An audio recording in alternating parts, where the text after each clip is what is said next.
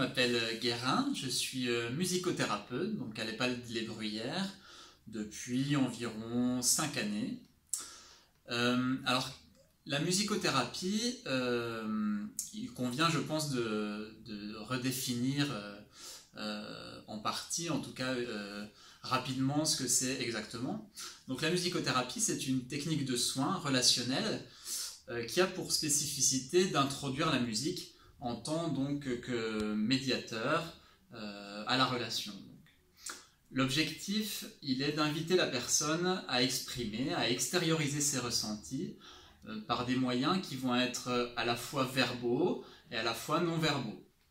Le rôle du thérapeute dans tout ça sera à la fois de créer les conditions nécessaires à impulser cette expression, à instaurer un climat de confiance et également d'accueillir cette expression. On distingue deux sortes de musicothérapie habituellement.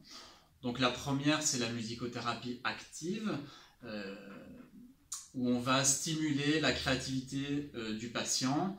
La personne est ici actrice et moteur de la relation par sa pratique musicale. Donc c'est la personne qui va soit par le biais du chant, soit par le biais de la danse, soit par le biais d'un instrument de musique, exprimer ses ressentis, donc de manière essentiellement non verbale.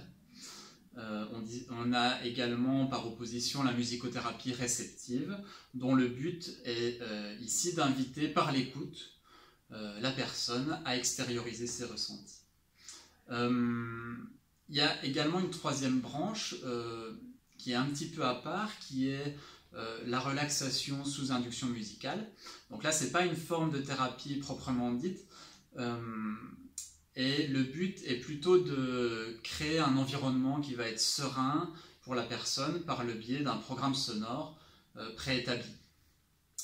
Alors, ce qui nous intéresse ici, c'est pourquoi la musicothérapie a-t-elle sa place au sein de la maison de retraite, au sein de l'EHPAD. Alors, on a un public qui est en augmentation dans ce genre de structure, qui sont les personnes désorientées, donc dont les capacités sociales et relationnelles sont altérées. Chez ces personnes-là, la mémoire rationnelle, en tout cas, est défaillante, les capacités de réflexion vont être affaiblies, et les personnes vont être fragilisées dans leur intégrité et confrontées à la mise en échec. L'objectif donc des séances de musicothérapie, ça va être de créer ou de recréer une forme d'expression, mais qui va être pour le coup plus émotionnelle, créatrice, afin de favoriser la mise en valeur dans un cadre qui doit se vouloir rassurant. La musicothérapie agit également sur les fonctions cognitives en empruntant des chemins différents de la mémoire habituelle. On peut par exemple avoir tout oublié et se souvenir des paroles, d'un air de musique, et ça va être une porte d'entrée royale à l'échange. Voilà. On peut également apprendre de la musique et s'en souvenir lorsqu'on a tout oublié, lorsqu'on a oublié beaucoup de choses ou lorsque nos capacités d'apprentissage sont très très dégradées. On peut utiliser également la musique pour apaiser les angoisses, pour limiter les troubles du comportement, pour aider les personnes à se rassembler dans le cas où les personnes sont dispersées, donc par la relaxation par exemple, ou par des écoutes musicales. Alors concrètement, comment ça se passe ? Les séances, en tout cas en ce qui me concerne, dans ma pratique, vont se dérouler soit en groupe, soit en individuel.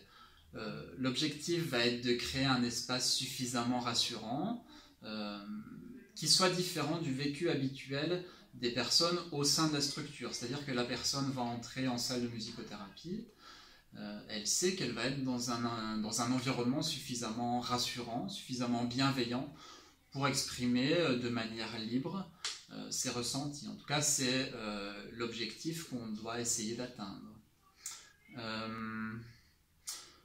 Les séances type par exemple d'un groupe au sein de l'UVP, ça va être entre 4 et 6 personnes en fonction des troubles des personnes évidemment. Donc je vais commencer par un programme d'écoute qui sera une mise en réceptivité si vous voulez, qui va durer une quinzaine de minutes et dont la progression va se diriger vers des musiques de plus en plus, comment dire, stimulantes. Souvent les séances se déroulent le matin, donc les personnes sont encore dans une ambiance, si vous voulez, de mise en route. Voilà. Ensuite, on va poursuivre avec des exercices corporels afin de rassembler les personnes, y compris physiquement, et de créer le lien entre les écoutes, leur corps et également leur voix. Parce qu'on va introduire peu à peu la voix parlée, puis la voix chantée.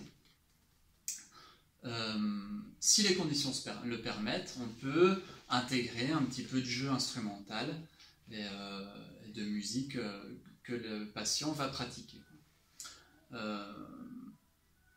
Sachant que ces séances peuvent être plus ou moins dynamiques et variables en fonction du public accueilli et l'état dans lequel les personnes se trouvent dans l'instant. Ce qui est surtout important en thérapie, et c'est valable pour la musicothérapie, mais pour toute forme de soins, c'est de s'adapter à la personne qu'on a en face de soi, d'être à son écoute, afin d'entrer au mieux dans son univers.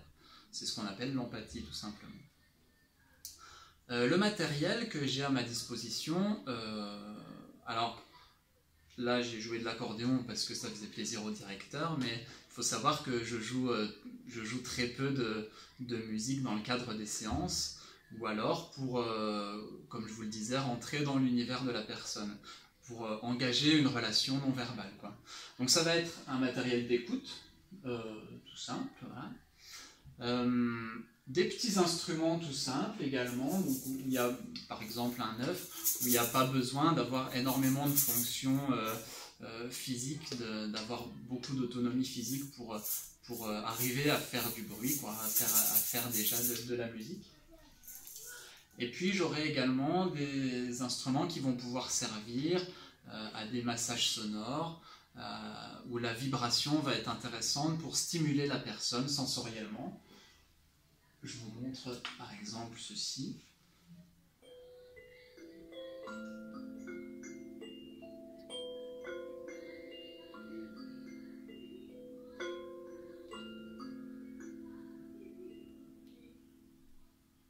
Voilà, je vous remercie de m'avoir écouté.